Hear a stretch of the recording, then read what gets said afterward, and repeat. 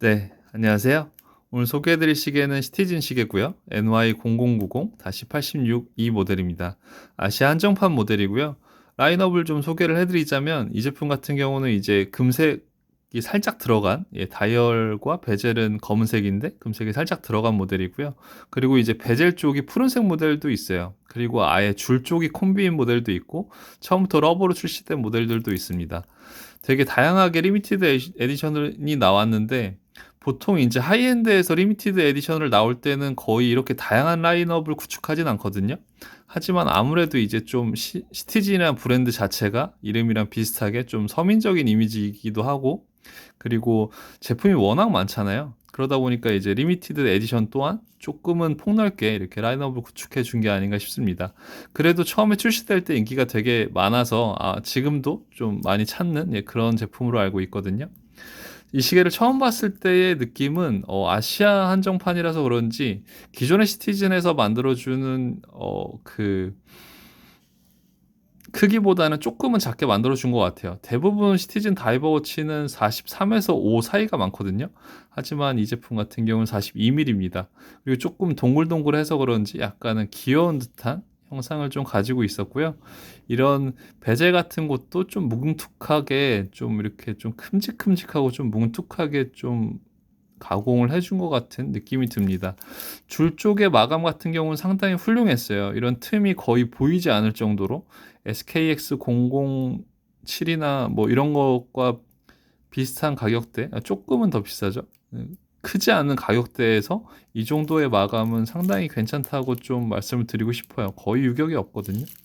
그리고 이 안쪽에 이 밴드 또한 좀 꽉 찬 솔리드 형태의 그런 밴드인데 SKX007이나 9는 이쪽이 비어 있거든요. 그렇기 때문에 아무래도 좀 치렁치렁한 느낌이 드는데 이 제품의 마감은 상당히 괜찮은 것 같습니다.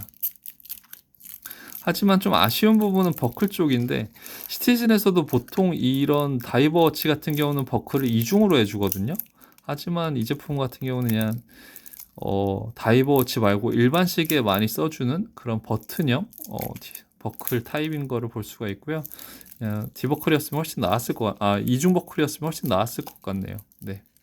그리고 좀 더 특이한 점이 있다면 용두가 왼쪽에 있습니다. 왼쪽에 있어서 어, 이것도 리미티드 에디션이라 그런지 왜 왼쪽에 뒀는지는 모르겠는데 약간은 특색을 주기 위한 그런 포인트가 아닌가 싶고요.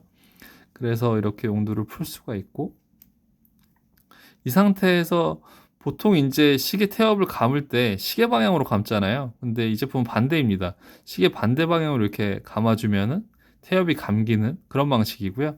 그리고 용두 두 칸을 뺐을 때 핵 기능은 따로 없습니다. 그 상태에서 이제 시간 맞출 수 있는 그런 방식이고요.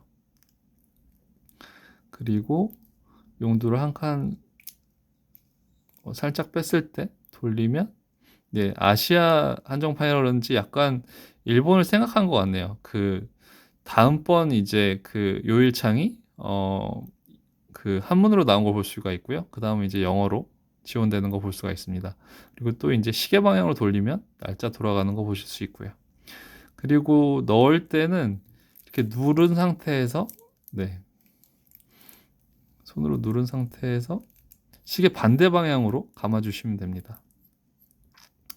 이렇게 해서 꼭 감아주면 되고 그 다이버워치라서 20기압 방수인데 그냥 20기압 방수는 아니고요. ISO에서 인증해준 그런 다이버워치이기 때문에 가벼운 수영 정도는 하셔도 크게 상관이 없을 것 같아요. 네. 그리고 또 좀 아쉬운 부분이 있다면은 이 글라스인데요. 글라스 같은 경우는 저번에도 제가 NY0075에서 리뷰를 해드렸었는데 미네랄이었던 점이었거든요. 하지만 이 제품도 미네랄이라서 그런 부분은 되게 좀 아쉬운 그런 부분인 것 같네요. 차용샷을 한번 보여드릴게요.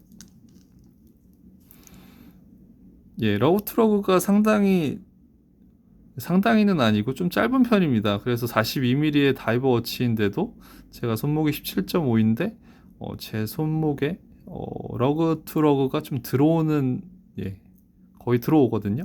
그래서 그렇게 커 보이지는 않는 그런 사이즈입니다. 네. 시계를 좀 가까이서도 보여드릴게요.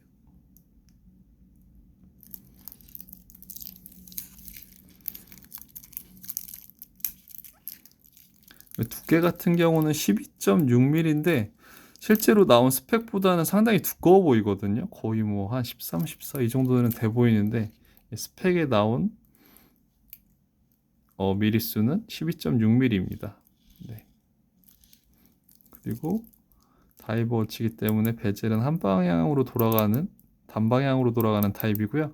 베젤이 돌아가는 느낌도 되게 둔탁하게 돌아가거든요. 그리고 둔탁하게 돌아가고 좀 뭐라 그럴까, 한 칸 돌리고 나서의 그 조금만 힘을 더 줘도 바로바로 돌아가는 시계들이 있는데 이 제품 같은 경우는 한 칸 한 칸 끊어지는, 거기 사이사이마다 힘을 조금 더 줘야 돌아가는 그런 방식이네요. 클릭 수는 120 같고요. 되게 디테일하게 돌아가진 않는 거 보니까 120 클릭 같네요. 그리고 또 이제 안에 이제 디자인을 보자면 이 금색과 그 검은색의 조화가 상당히 좋거든요. 그래가지고 이제 검은색 깨끗한 다이얼에 시티즌 이 금색으로 표시해 준 거랑, 그리고 인덱스 사이를, 인덱스 테두리를 금색으로 감싸 준 거는 상당히 괜찮은 디자인인 것 같네요. 시바늘 분반을 또한 이렇게 해줬고요. 그리고 이제 초바늘의 끝은 이렇게 빨갛게 해줘서 포인트를 준 게 시계의 매력이 아닌가 싶습니다. 하지만 아무래도 이 초침의 마감이 굉장히 깔끔하게 떨어지진 않았거든요. 하지만 이 가격대에서 이 정도면은 그래도 시계 전문 브랜드라고 얘기를 해도 무방할 것 같네요. 네, 이 군데군데 살짝의 이런 그 마감이 조금 아쉽긴 한 모델입니다. 하지만 여기서 더 비싼 가격대로 이제 시계가 올라가도 이런 마감을 잘 못해주는 브랜드들도 많거든요. 그래서 조금은 감안하고 봐야 될 그런 제품이 아닌가 생각이 좀 드네요. 네.